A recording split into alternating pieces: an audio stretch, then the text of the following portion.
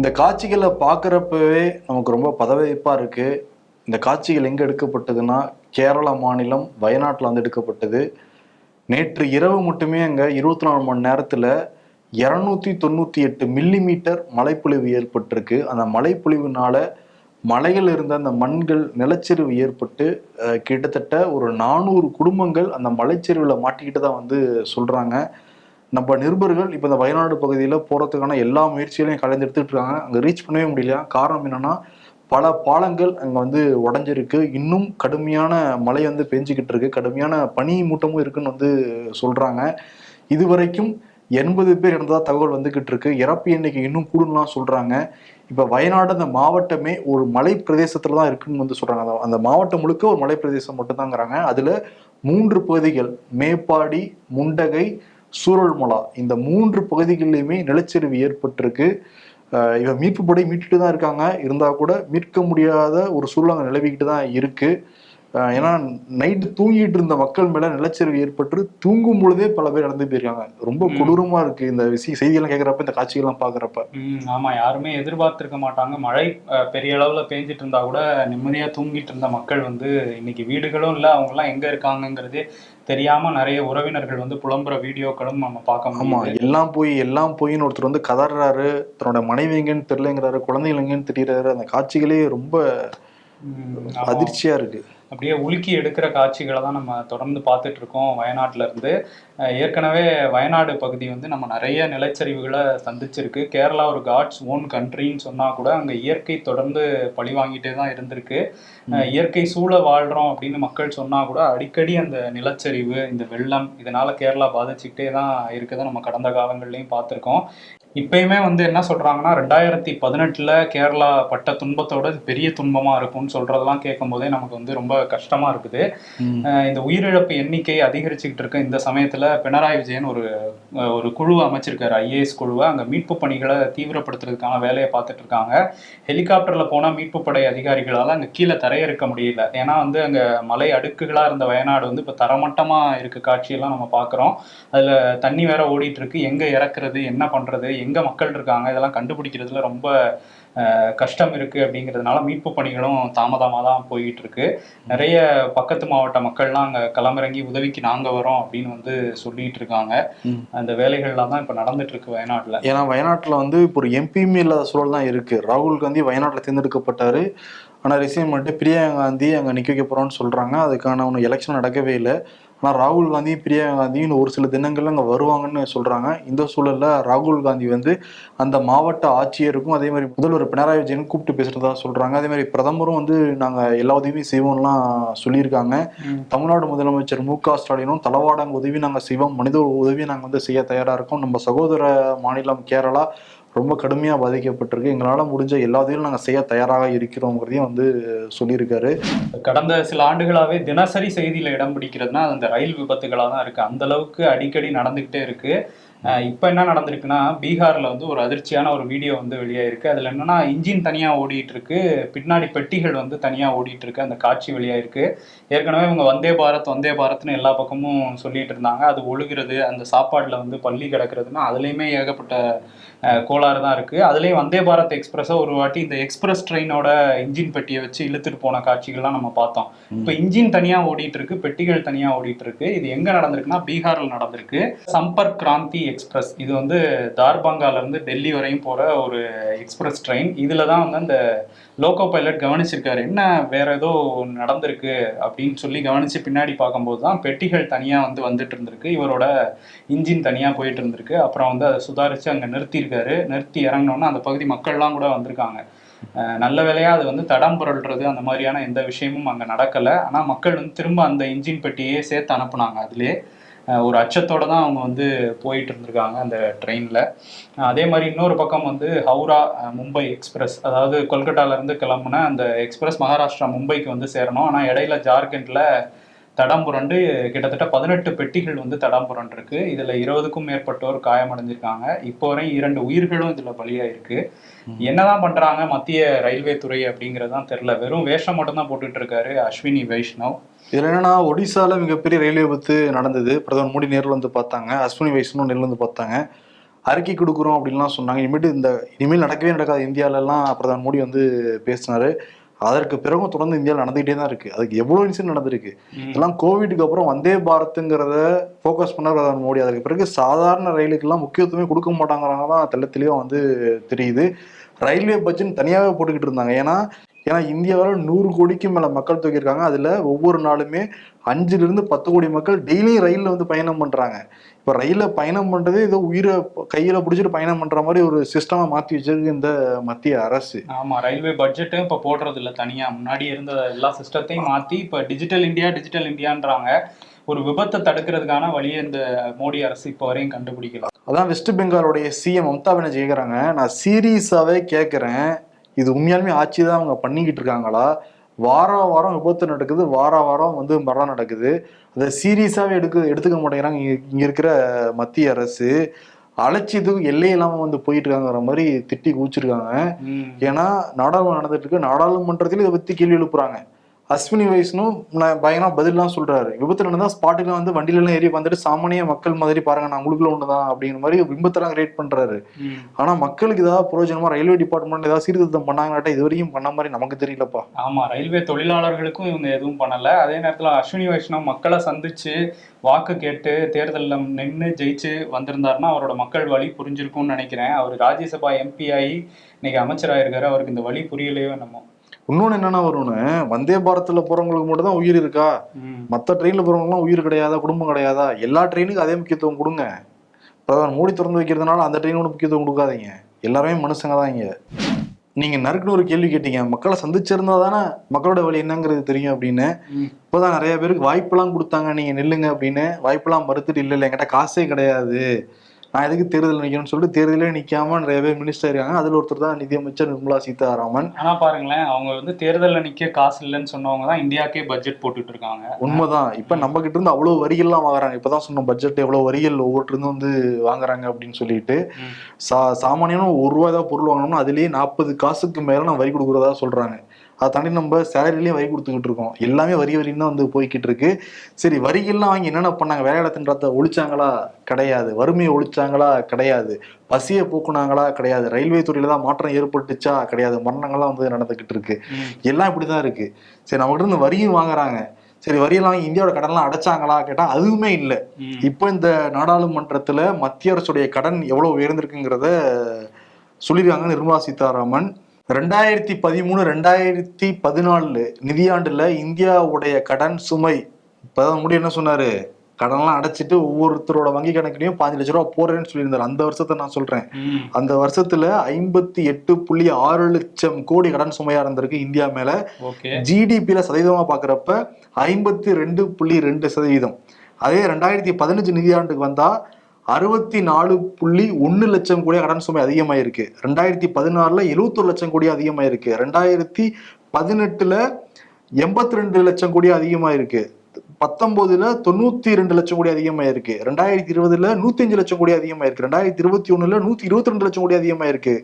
2022 138 லட்சம் கோடி அதிகமாயிருக்கு. 2023 155 லட்சமா கோடி கடன் சுமை அதிகமாயிருக்கு. 2023-2024 நிதியாண்டுல சுமார் 171.78 லட்சம் கோடி அதிகமாயிருக்கு. இதுல ஜிடிபி சதவீதத்துல பாக்குறப்ப 58.2%. இவ்வளவு கடனும் வாங்கிக்கிட்டு இருக்காங்க, நம்ம கிட்ட இருந்து வரிய வாங்குறாங்க. என்ன ஸ்கீம் இங்க கொடுத்தாங்கன்னு கேட்டா ஒண்ணுமே இல்லைங்க. ஆமா, விலைவாசி உயருது, நாட்டோட கடன் மதிப்பு ஏறுது, தனிநபர் வருமானம் ஏறின பாடே இல்லை, அப்படியே தான் போய்கிட்டு இருக்குது. இப்ப எவ்வளவு உயரம் கணிச்சிருக்காங்க அப்படின்னா 185 லட்சம் கோடியா உயருங்கிறத கணிச்சிருக்காங்க. இப்ப 2022க்கும் 2024க்கும் எத்தனை வருஷம் டிஃபரன்ஸ்? ஒரு 2.5 வருஷம் 3 வருஷம் வச்சுக்கலாம் நம்ம. அப்ப 138 கோடியா இருந்திருக்கு, இப்ப 185 கோடியா மாறி இருக்கு. அப்ப எவ்வளவு கோடி அதிகமா இருக்கு? கிட்டத்தட்ட 50 கோடிக்கு மேல அதிகமாயிருக்கு. என்ன பண்ணிருக்காங்க? நமக்கு 50 லட்சம் கோடி வந்து அதிகமாயிருக்கு. ஆனா இங்க மக்களுக்கான வேண்டிய ஒரு வசதி வந்து மேம்பட்டு இருக்கா அப்படின்னா கண்டிப்பா மேம்படல. இவ்வளவு பண்ணி எங்களுக்கு பாலாரம் தேனாரமா ஓடி இருந்ததுன்னா, அப்பா நம்ம இவ்வளவு பண்ணிருக்காங்க, பாலாரம் தேனாரம் ஓடுப்பான்னு மனசு குளிரும் நமக்கு. இவ்வளவு இந்தியாவோட கடன் சுமையும் அதிகமாயிருக்கு, தனிநபர் கடன் சுமையும் அதிகமாயிருக்கு, வரியும் அதிகமாயிருக்கு. ஏதாவது பண்ணிருக்கீங்க ஒன்னும் பண்ணவும் இல்லை. இதுல கேள்வி கேட்டா அங்க நிர்மலா சீதாராமன் சீதாராமன் மக்களவையிலே உட்காந்து சிரிச்சுக்கிட்டு தான் இருக்காங்க. நேற்று ராகுல் காந்தி பேசும்போது இங்கே பட்ஜெட் போடும்போது ஓபிசி, மைனாரிட்டி, தலித் மக்கள், பழங்குடி யாருமே இல்லை அந்த இதில், அவங்க எப்படி மக்கள் வழியை புரிஞ்சுப்பாங்கன்னு கேட்குறாரு. அதுக்கு வந்து அவங்க சிரிக்கிறாங்க. இது சிரிக்க வேண்டிய விஷயம் இல்லைன்னு சொன்னதுக்கப்புறமும் அதை கேட்டு வந்து ஒரு ஸ்மைல் கொடுத்துட்டு தான் இருந்தாங்க. ஸோ கேள்வி கேட்கறதுக்கு இங்கே முறையான பதில் கிடைக்கிறது இல்லை அப்படிங்கிறதும் ஒரு உண்மை. ஆனால் இன்னொரு அதிர்ச்சி தர ஒரு பதில் வந்து மத்திய வெளியுறவுத்துறையிலேருந்து சொல்லியிருக்காங்க. வெளியுறவுத்துறை இணை அமைச்சர் கீர்த்தி வர்தன் சிங் வந்து சொல்லியிருக்காரு மக்களவையில். அவர் என்ன சொல்கிறாரு அப்படின்னா, கடந்த 5 ஆண்டுகளில் 633 மாணவர்கள் வெளிநாட்டுக்கு படிக்க போனவங்க வந்து உயிரிழந்திருக்காங்க அப்படின்னு சொல்றாரு. இது அங்க நடந்த தாக்குதல்களால, விபத்துகளால, உடல்நலக்குறைவுன்னு பல பிரச்சனைகள் இருக்கு. 633 பேர் உயிரிழந்திருக்கா சொல்றாங்க. இதுல அதிகபட்சமா கனடால வந்து 172 இந்திய மாணவர்கள் உயிரிழந்திருக்காங்க. அதே மாதிரி அமெரிக்கால 108 பேர் அப்படின்னு சொல்லியிருக்காரு. கேட்கும்போது ரொம்ப ஷாக்கிங்கா தான் இருக்கு. 600 பேருக்கு மேல வெளிநாட்டுல உயிரிழந்திருக்காங்க அப்படின்னு. என்னன்னா இங்க இருந்து எப்படியே தப்பிச்சு போய் பொழைச்சிக்கலாங்கிறதான் போறாங்க அவங்க. ஏன்னா இந்த படிச்சா வேலை கிடைக்க மாட்டேங்குது. அதுக்கும் வந்து பதில் சொல்றாங்க. வேலை வாய்ப்பின்மையை பத்தி ராகுல் காந்தி பேசியிருந்தாரு. அதுக்கப்புறம் வந்து மன்சுக் மாண்வியா மத்திய தொழிலாளர் துறை அமைச்சர், அவர் வந்து என்ன சொல்லியிருக்காரு அப்படின்னா, அவர் தான் இளைஞர் நலத்துறையும் வச்சிருக்காரு. அவர் என்ன சொல்றாருன்னா, இங்க எல்லாரும் வந்து வேலை வாய்ப்பு இல்லைன்னு சொல்லிட்டு இருக்கீங்க, அதெல்லாம் இருக்கு. ஏன்னா வந்து இங்க பிளம்பிங்க்கு ஆள் கிடைக்கல, எலக்ட்ரீஷியனுக்கு ஆள் கிடைக்கல, நீங்க என்ன வேலை வாய்ப்பு இல்லைன்னு சொல்றீங்கன்னு ஒரு மத்திய அமைச்சர் இங்க பேசுறாரு நாடாளுமன்றத்துல. இவங்க வந்து படிச்ச இளைஞர்களுக்கு வேலை வாய்ப்பு ஏற்படுத்தி கொடுங்கன்னு பேசிட்டு இருக்கும்போது, நீங்க என்ன படிச்சிருந்தாலும் பரவாயில்ல பிளம்பிங்க்கு வாங்கங்கிற மாதிரி திரும்ப பின்னோக்கி இழுக்க தான் இந்த அமைச்சர் வந்து பேசியிருக்கல. எனக்கு சந்தோஷமா தான் இருக்கு. பக்கோடோ போடுங்கன்னு சொன்னாங்க, பிளம்பிங் வரைக்கும் வந்துருக்காங்களே, அதனால சந்தோஷமா தானே பண்ணணும். நம்ம அவ்வப்போது சமூக வலைதளத்துல ஏதாவது ஒரு வீடியோ பயங்கர வைரல் ஆகும். இப்போ சமீபத்தில் ஒரு வீடியோ பயங்கர வைரல். என்னன்னா, ஒரு லேடி வந்து அலுவலகத்துக்குள்ள ரொம்ப வேகமா நடந்து போறாங்க, ஒரு கம்ப்யூட்டருக்கு முன்னாடி கை விடுறாங்க. சரி ஏதாவது சிபி இதை எடுக்க போறாங்க, ஏதோ சிக்கியிருக்கும் போல இருக்குன்னு எடுத்து பார்த்தா அசால்ட்டா பாம்பை கையில் எடுக்கிறாங்க. அந்த பாம்புமே சுமார் 6 அடிக்கு மேல இருக்கு. அவங்க பதற்றமே அடையில ரொம்ப கேஷுவலா எடுத்துட்டு வேற கோணி பைக்குள்ள அந்த பாம்பு வந்து போடுறாங்க. அந்த பாம்பு வேற நில்லுது. நமக்கு பயமா இருக்கீங்க, கொத்திருமோ அந்த அம்மாவை அப்படின்னு. கம்ப்யூட்டர் பின்னாடி இருந்து எடுத்தாங்களே, கம்ப்யூட்டர் கிராபிக்ஸ் எதுலயும் பண்ணிருக்காங்க இல்ல ஒரிஜினல் பாம்புப்பா. என் பேரு படையப்பாங்கிற மாதிரி ரஜினி கைவிட்டு புத்துல எடுக்கிற மாதிரி எடுக்கிறாங்க அவங்க. அசால்ட்டா பாம்பு எடுக்கிறாங்க. ஒரு பேஷன் காரணமா பாம்பு பிடிப்பாங்களாம். அப்பப்ப ஒரு கவர்மெண்ட் ஊழியராகவும் இருக்காங்களாம். எங்கேயாவது பாம்பு இருக்குன்னு சொன்னாங்கன்னா போய் வந்து பிடிப்பாங்க. என்ன சொன்னாங்கன்னா, ஹிந்தி இருக்க மாட்டேன், நான் கேட்டேன் அதை. அதெல்லாம் பயப்படாதீங்க, நம்ம பையன்தாங்கிற மாதிரி கேஷுவலா பேசிட்டு உள்ள போடுறாங்களாம். கால்நடை மருத்துவர்கள் எல்லாரும் பாம்பு பிடிக்குது அப்படின்னு சொல்லி தரணுங்கிற மாதிரி இப்ப பேச்ச ஆரம்பிச்சிருக்கு. ஆனா அவங்க கால்நடை மருத்துவர் கிடையாது. ஒரு பாம்பு மேல இருக்க பிரியம் காரணமாக பாம்பு பிடிக்கிறாங்களா அவங்க. அந்த பாம்பு பிடிக்கிறதே பாம்பு அப்படியே அழுத்தி பிடிச்சணும்னு வச்சு கடிச்சு வச்சிருமா. அதை அதுக்கும் வலிக்காம அப்படி சாஃப்டா பிடிக்கிறப்பவே அது உணர்ந்துருமா. ஓகே, தீங்கு பண்ணுவாங்களா பண்ண மாட்டாங்களான்ட்டு. நானு கொத்து வாங்கி ஏதோ நடக்கணும்னு ஆசைப்படுறேன். இல்ல இல்ல, உங்களுக்கு ஒரு பேஷன் இருக்கும் போல நீங்க சொல்றத பார்த்தா. சரி, பாம்பை கட்டா படம் நடுங்கும்பாங்க, நானும் ஒருத்தன். ஓகே சரி, இன்னொரு விஷயம் என்னன்னா, அந்த திருச்சியில ஸ்ரீரங்கம் அங்க இருக்குல்ல, அங்க வந்து அரசு உதவி பெறும் ஆண்கள் மேல்நிலை பள்ளி இருக்கு. அங்க ஒரு அதிர்ச்சியான ஒரு சம்பவம் வந்து நடந்திருக்கு. என்னன்னா, 2 தரப்பு மாணவர்கள் அடிச்சிட்டு இருந்திருக்காங்க. அதை தடுக்க போயிருக்காரு அந்த பள்ளியோட ஆசிரியர் சிவகுமார். இதுல என்ன பண்ணிருக்காங்கன்னா, அருவாள் எடுத்து அந்த ஒரு ஆசிரியரோட தலையில வந்து வெட்டியிருக்காங்க. இப்ப அவர் காயத்தோட மருத்துவமனையில இருக்காரு. 2 தரப்பு மாணவர்களும் கையில எல்லாம் வெட்டுப்பட்டிருக்கான். இப்போ வந்து போலீஸ் வந்து விசாரணை பண்ணிட்டு இருக்காங்க. மாணவர்கள் வரையும் அருவாள் கம்போட பள்ளி வளாகத்துல சண்டை போடுற நிலைமைக்கு வந்து போயிருக்கு. இது இன்னும் வந்து கூடுதல் கவனம் செலுத்தணும் மாணவர்கள் மேல அப்படிங்கறதுதான் காட்டுது. அதான் ஏற்கனவே போதைப் பொருட்கள் சென்னை மட்டும் இல்லாம எல்லா ஏரியாவுக்கும் பரவிருச்சு அப்படிங்கிறாங்க. அடுத்து வந்து பள்ளிக்கு வரப்பவே வந்து அருவாள் கம்பு எடுத்துட்டு இருந்தா அது என்னங்கிறதே புரிஞ்சுக்க முடியல. இன்னொரு பக்கம் அந்த 2K கிட்ஸை வந்து எப்படி வளர்க்கறது பெற்றோர்களுக்கும் தெரியல. பள்ளி ஆசிரியர்களே கட்டி போட்டு வச்சிருக்காங்க. அடிக்கவும் முடியாது, திட்டவும் முடியாது, மிரட்டுறாங்க. வேற ஏதாவது அருவாள் எடுத்துட்டு வரும்போது அடிக்க முடியுமாங்கிறதெல்லாம் யோசிச்சு பார்க்க வேண்டிய ஒரு விஷயமா இருக்குல்ல. வர யூடியூபர்கள் தொல்லை தாங்க முடியலப்பாங்கிறாங்க. அதை பாக்குற மக்கள் நம்மள இந்த லிஸ்ட்ல வைப்பாங்களா இல்லையாங்கிறது நமக்கு தெரியல. பாக்குற மக்கள் தான் முடிவு பண்ணணும். ஏன்னா நம்மளே பல வீடியோக்கள் வந்து பாக்குறப்ப ரொம்ப அதிர்ச்சிகரமா தான் இருக்கு. ஏன்னா நிறைய வந்து யங்ஸ்டர்ஸ் வந்து ஃபாலோ பண்றப்ப பொறுப்புணர்வோட அவங்க வீடியோக்கெல்லாம் வெளியிடணும். ஆனா வந்து எத்திக்ஸ் மீறி பாருங்க, 200 கிலோமீட்டர்ல நான் போறேன்னு சொல்லிட்டு போட்டு காட்டி அதை பார்த்து நிறைய பேர் இன்ஸ்பயர் ஆகி ரோட்ல போய் இறந்து போறாங்க. ஒரே மகனெல்லாம் பறி கொடுத்த பெற்றோர்கள்லாம் நம்ம வந்து பேசியிருக்கோம். அவங்களோட துயரத்தெல்லாம் சொல்லி வந்து மாளாது. இன்னும் சில பேர் வந்து கெட்ட வார்த்தைகள் வந்து பேசுறது, இதெல்லாம் அப்படியே ஒரு நார்மலைஸ் பண்ணிட்டு இருக்காங்க. அதை பார்க்குற பசங்களும் அதை பார்த்து கத்துக்குறாங்க. நம்மளாம் பொறுப்புணர்வோடு தான் பண்றோம், குழந்தைகள்லாம் பார்க்குறாங்கன்னு சொல்லிட்டு தான் வார்த்தைகள் கூட ரொம்ப கவனமாக வந்து கையாண்டுகிட்டு இருக்கோம். இப்போ ஒரு யூடியூப்ல ஒரு சண்டை வேற போய்கிட்டு இருந்தது பிரியாணி மேனுக்கும் இர்ஃபான் வியூஸுக்கும். என்ன சண்டைனா, இர்ஃபான் வியூஸ் கல்யாணம் பண்ண புதுசுல கார் விபத்து நடந்தது. இந்த கார் விபத்துக்கு காரணம் இர்ஃபான் தாங்கிற மாதிரி அந்த பிரியாணி மேன்கிற அந்த அபிஷேக் ரபி வீடியோ வந்து வெளியிட்டு இருந்தாரு. 2 பேருக்குள்ள பயங்கர கிளாஸா வந்து போயிட்டு இருந்தது.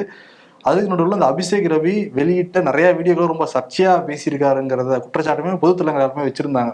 இந்த செம்மொழி பூங்கால வர மக்களை இழிவுபடுத்தி பேசுறது, செம்மொழி பூங்கால வேலை செய்யற ஊழியர்களை இழிவுபடுத்தி பேசுறது, அதெல்லாம் நம்ம அந்த அந்த ஒரு வார்த்தையோட நம்ம சொல்ல முடியாது. அந்த அளவுக்கு கொச்சையா பேசியிருந்தாரு. செம்மொழி பூங்காக்குள்ள போயே வீடியோ எடுத்து போட்டிருந்தாரு. அது இல்லாம அந்த டெய்லர் அக்கான்னு ஒருத்தவங்க இன்ஸ்டாகிராம்ல பயங்கர பாப்புலர், அவங்கள பத்தியும் இவங்க ஸ்கேம் பண்ணிட்டாங்கிற மாதிரி சில விஷயங்கள்லாம் வந்து பேசியிருந்தாரு. இப்ப இந்த செம்மொழி பூங்காவை பத்தி தவறா பேசினதுனால ஒரு பெண் கொடுத்த புகாரின் அடிப்படையில் அந்த அபிஷேக் ரபி வந்து கைது செய்யப்பட்டிருக்காரு. இவர் நேத்து போட்ட வீடியோ பயங்கர அதிர்ச்சி ரகம். சூசைட் பண்ணிக்க போறேன்னு சொல்லி லைவ்ல டெலிகாஸ்ட் பண்ணிட்டு வர அதை வந்து பண்ணிட்டு இருந்திருக்காரு. இப்ப மீடியாக்கள்ல சூசைடை பத்தி எழுதினாலே சூசைட் ஹெல்ப்லைன் போட்டு நம்பர்ஸ் எல்லாம் எழுதுவாங்க. இவரு வந்து நிறைய யங்ஸ்டர்ஸ் ஃபாலோ பண்றப்ப எவ்வளவு பொறுப்புணர்வோட நடந்துக்கணும். ரொம்ப கேஷுவலா அப்படியே ஒரு இது எடுத்துட்டு வராரு. வந்து ஃபேன்ல இருந்து மாற்றாதுக்குள்ள அம்மா வராங்க, கூட்டு போறாங்க, எல்லாம் இதுதான் கைது செய்வாங்கன்னு எதிர்பார்த்தாங்க. பட் பெண் கொடுத்த புகார கைது பண்ணியிருக்காங்க. ஆமா, ஏன்னா அரசியல் அமைப்போட அடிப்படை கூட தெரியாத ஒரு மனிதராக தான் இருந்திருக்காருன்னு நினைக்கிறேன். ஏன்னா அவரோட வீடியோ எல்லாம் பார்க்கும்போதே அஃபென்சிவா நிறைய விஷயங்கள் இருக்கு. இன்னும் மேல வழக்குகள் அவர் மேல போடுறதுக்கான நிறைய வாய்ப்புகள் இருக்கு. இன்னொருத்தரும் கைதாயிருக்காரு. இந்த வாரம் வந்து இந்த பாஜக அந்த கைதுல வந்து ஒருத்தர் சேர்ந்திருக்காரு. முருகானந்தம் அப்படிங்கிறவரு, திருப்பூர் அனுப்பார்பாளையம் அந்த பகுதியை சேர்ந்தவர். இவர் பாஜக பிரச்சார அணியோட செயலாளராக இருக்காராம். இவர் என்ன பண்ணியிருக்காரு, ஒரு ஏடிஎம்குள்ள போய் அந்த அனுப்பார்பாளையம் பகுதியில் உள்ள ஒரு ஏடிஎம்குள்ள போய் அதை உடச்சி எப்படியாவது உள்ள பணம் நிறைய இருக்கும் எடுத்துருவோன்னு ஒரு ஹாலோ பிளாக் கல்ல வச்சு அது மேல அடிக்கிறாரு. அடிச்சுட்டு அது உடையல அப்படின்னு ரொம்ப நேரம் ட்ரை பண்ணிட்டு உடையலன்னு கல்லை போட்டு ஓடிடுறாரு. அதுக்கப்புறம் பணம் எடுக்க வந்தவங்க என்ன உடஞ்சிருக்கே பாதின்னு பார்த்துட்டு போலீஸுக்கு சொல்ல சிசிடிவியில இவர் கல்லை வச்சு உடைக்கிறது எல்லாம் வந்து வெளியாயிருக்கு. இப்ப அவர் கல் உடைச்சிட்டு இருக்காரு சிறையில. என்னன்னா பாஜக வந்து வரிசையா கைதாகிட்டு இருந்தாங்க. நிறைய கட்சிகள்ல சேர்ந்தவங்க இந்த கொள்ளையடிக்கிறது, பெரிய பெரிய பணம் இதெல்லாம் கையாடல் பண்றதுலாம் கைதாகி நம்ம பார்த்துருக்கோம். பாஜக மட்டும் அந்த பூட்டின வீட்டுல திருடுறது, ஏடிஎம்ல போய் திருடுறது, இந்த மாதிரி டிசைனா கைதாகிட்டு இருக்காங்க. இதுல இன்னொன்னு பண்ணலாம், அவங்க எலசையில நிக்க போறேன்னா கொஞ்சம் பணம் வர போகுது, வீடு கட்டி செட்டில் ஆயிடலாம். அதை கடைசியோட பணத்தை ஆட்டையை போட்டு உட்காந்துக்கலாம். இல்ல, அதுக்கு 40 தொகுதி தான் இருக்கு. 40க்கும் கொஞ்சம் அதிகமான ஆட்கள் பாஜக இருக்கனால இவங்களுக்கு எல்லாம் கிடைக்க மாட்டேங்குது போல. அதனால வந்து அவங்களுக்கு அந்த 4 கோடி இல்ல, அந்த வீடு கிடைக்க மாட்டேங்குது. மதுரை கப்பலூர் பகுதியில் உள்ள டோல்கேட்டை அகற்றணும்னு சொல்லி அந்த ஏரியா மக்கள் வந்து பயங்கரமா போராட்டம்லாம் நடத்திட்டு இருக்காங்க. இன்னைக்கு வந்து நாங்கள் கடையடைப்பு போராட்டம்லாம் நடத்துவோம்லாம் சொல்லியிருந்தாங்க. இதுக்கு முன்னாடியே அந்த திருமங்கலம் பகுதியிலலாம் பயங்கர போராட்டம்லாம் நடந்தது. ஆர்பி உதயகுமார் ஏற்கனவே போய் அங்கே அவர் வந்து போராட்டம் பண்ணும்போது கைதுலாம் பண்ணாங்க. இன்னைக்கும் வந்து நான் போராட்டம் பண்ணுவேன், கைது பண்ணுங்க அப்படிங்கிற மாதிரியே போனாரு. போய் வந்து அந்த மக்களோட சேர்ந்து அதிமுக காரங்களும் போனாங்க. அங்க சாலை மறியல் போராட்டத்துக்காக உட்கார்ந்தோடனே அவரை குண்டுக்கட்டா தூக்கி அரெஸ்ட் பண்ணி உள்ள வச்சிருக்காங்க. அந்த இதை பாருங்க, நாங்க உடைக்க போறோம்னு சொல்லிட்டு புல்டோஸ் எல்லாம் எடுத்துட்டு போனாங்க சில பேர். ஒரு காவல்துறை இன்னொன்னும் இது வந்து திராவிட மாடல் ஊபி மாடல் கிடையாதுன்னு சொல்லிட்டு புல்டோஸ் எல்லாம் பறிமுதல் தான் பண்ணாங்க. இப்ப என்னன்னா மூர்த்தி என்ன வந்து சொல்லியிருக்காரு அப்படின்னா, இல்ல அந்த திருமங்கலம் பகுதியில் இருக்கிற மக்கள் ஆதார் கார்டை காட்டினீங்கன்னா உங்களை விட்டுருவாங்க, உங்களுக்கு அந்த நடைமுறை இருக்காதுன்னு நான் வாக்குறுதியாக கொடுக்குறேங்கிறாங்க. பட் இந்த மக்கள் என்ன சொல்றாங்க, நிரந்தரமா இந்த டோல்கேட் இருக்கக்கூடாதுங்க, அவ்வளவுதான். ஏன்னா 2014 டோல்கேட் வந்தது, 2020 வரைக்கும் இந்த உள்ளூர் மக்களை டிஸ்டர்ப் பண்ணவே கிடையாது. இப்போ இந்த கோவிட் சமயத்தில் எல்லாருக்கும் வந்து போட ஆரம்பிச்சாங்க. அப்புறம் நிறைய காசு வருது, டோல்கேட்ல நிறைய பணம் வருது, வரி எல்லாம் பார்த்தோம்ல. அப்புறம் எதாவது உள்ளூர் மக்களை விட்டுக்கிட்டு அவன் வீடு இங்கே இருக்கும், காய்கறி இது டோல்கேட் தாண்டி இருக்கும், காய்கறி வாங்கிட்டு வரணும்னா ஆல்ரெடி காய்கறியே விலை அதிகம். இதுல வந்து உங்களுக்கு டோலு கொடுத்து போய் நாங்க காய்கறி வாங்கணுமா அப்படிங்கிற மாதிரிதான் இருக்கு. இப்ப கோலவரியில் இருக்காங்க அந்த மக்கள். அதனால டோல்கேட் அகற்ற வரைக்கும் எங்க போராட்டம் தொடரும் இருக்காங்க. ஆமா, இதே மாதிரி நிதின் கட்கரி ஒரு விஷயம் சொன்னாரு, நீங்க உங்க வீட்டுல இருந்து 60 கிலோமீட்டருக்குள்ள இருந்தா ஆதார் கார்டை காட்டு போனாருனாரு. அதெல்லாம் நடைமுறையிலே இல்லையே. அதான் நான் நேரில் நிறைய பேர் நம்ம வீடியோ வச்சு கேட்டிருந்தாங்க, அதெல்லாம் உண்மை என்னன்னு சொல்லுங்க. அந்த நடைமுறைப்படுத்துவோம்னாரு. அப்படிலாம் காமிச்சா எந்த டோல்கேட்லயும் விடுறது இல்ல. ஓகே, கட்டிட்டு போங்கன்றுவாங்க. அதான் இன்னொன்னு, கட்டுறது என்ன, இப்போ வந்து ஸ்கேன் பண்ணியே எடுத்துடுறாங்க. நம்ம கிராஸ் பண்ணும்போது இதை காட்டுறதுக்குள்ள அங்க பணம் வந்து போயிடுது இதுல ஃபாஸ்டாக்ல. அப்புறம் இது நடைமுறை என்ன, நம்ம என்ன பண்ணுவோம், இப்ப நம்ம ஏரியா பக்கத்துல டோல்கேட் இருக்குன்னா அதுக்கு முன்னாடி வந்து கட்சி வச்சு மறைச்சிருவோம். மறைச்சிட்டு டோல்கேட்ல போய் நம்ம ஆதார் கார்டை காமிப்போம். அவர் நம்ம முகத்துக்கு அதுக்கும் பார்த்தாலே டிஃபரன்ஸ் இருக்கும். நீங்க இல்ல அது ஃபோர்ஜரி பண்றீங்க, இது டிஃபரன்ஸ் இருக்கும் பாரு அவரு. ஏன்னா நம்ம சின்ன வயசுல எடுத்துருப்போம் அது. ஆமா, இன்னொன்னு வந்து சின்ன வயசுல இல்ல, இப்ப எடுத்தா கூட டிஃபரன்ஸ் இருக்கும். இன்னொன்னு அதை காட்டி அவங்களுக்கு புரிய வைக்கணும். நிறைய ஹிந்திக்காரங்க தான் டோல்கேட்ல எல்லாம் இருக்காங்க, பல பிரச்சனைகள் இருக்கு. இதெல்லாம் நிதின் கட்கரி ஏதாவது பேசுறதோட நிறுத்திக்காம ஏதாவது பண்றாரான்னு பார்ப்போம். எல்லாம் பேச மட்டும் தானே செய்வாங்க. என்ன பண்ணி புது புது டாஸ்க் கொடுத்து எப்படி செய்வாங்க? 10 வருஷம் பார்த்துட்டு தானே இருப்பாங்க. அவங்க மட்டும் நமக்கு டாஸ்க் கொடுக்குறாங்க, கரண்டியை தட்டுங்க, டார்ச் அடிங்கன்ட்டு. இவங்க எதுவுமே பண்ண மாட்டேங்கிறாங்களே. தூத்துக்குடி ஸ்டெர்லைட் ஆலைக்கு எதிராக போராடின மக்களை வந்து போலீஸ்காரங்க சுட்டு கொன்ன அந்த சம்பவத்தை வந்து யாருமே மறந்திருக்க முடியாது. 13 உயிர்கள் வந்து பரிதாபமா பலியாச்சு. இதுல வந்து உயர்நீதிமன்றத்துல வழக்கு நடந்துட்டு இருக்கு. அவங்க வந்து என்ன கேள்வி எல்லாம் கேட்டிருக்காங்க அப்படின்னா, அந்த அதிகாரிகள், அதுல ஈடுபட்ட அதிகாரிகளோட சொத்து மதிப்பை வந்து சொல்லுங்க அப்படின்னு வந்து கேட்டிருக்காங்க.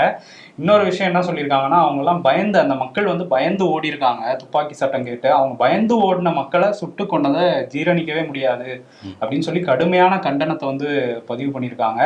அரசு தரப்புல நிறைய கேள்விகளையும் கேட்டு அதுக்கான பதில்களையும் வாங்கிட்டு இருக்கு உயர்நீதிமன்றம் இந்த வழக்குல. அது என்ன எந்த காலம்னாலும் எதுக்கவே முடியாது. இதே அந்த காவல்துறையோட குடும்பத்தை சேர்ந்தவங்க இருந்திருந்தாங்கன்னா அப்படி ஓடாட்ட சுட்டு கொண்டிருப்பாங்களா? அவங்க மனசாட்சின்றவங்க யாரும் அப்படி பண்ணிருக்க மாட்டாங்க. முன்னாடியே கேட்டிருந்தோம், இவ்வளவு வரி வாங்கி இவ்வளவு கடன் வாங்கி என்ன பண்ணீங்கன்ட்டு. விளையாட்டுத்துறைக்கு ஏதாவது பண்ணீங்களா? பண்ணியிருந்தீங்கன்னா இப்ப வந்து இந்தியா காலரை உயர்த்தி விட்டுட்டு கம்பீரமா இருக்கலாம். 27 இடத்துல இருக்கு.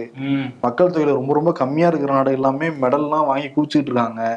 இந்த இதுல அவங்க டார்கெட்டா வச்சு நம்ம இந்தியா அணி போயிருக்கதே டபுள் டிஜிட்ல வாங்கிருக்கோம். ஏன்னா இதுவரையும் 10க்கும் மேற்பட்ட மெடல்கள் வாங்கினது இல்லை. நம்ம அதை அச்சீவ் பண்ணணும்னு தான் போயிருக்காங்க. கண்டிப்பா அந்த அச்சீவ் பண்ணிட்டு வந்துருவாங்கிற ஒரு நம்பிக்கை வந்துட்டு இருக்கு. ஆனா இப்ப வரைக்கும் 2 மெடல் தான் வாங்கியிருக்கு இந்தியா பிரான்ஸ்ல. அந்த 2 மெடலையும் வாங்கி கொடுத்தவங்க யாருன்னா, மனு பக்கர் துப்பாக்கி சுடுதல் 10 மீட்டர் துப்பாக்கி சுடுதல்ல வெண்கலம் வாங்கினாங்க.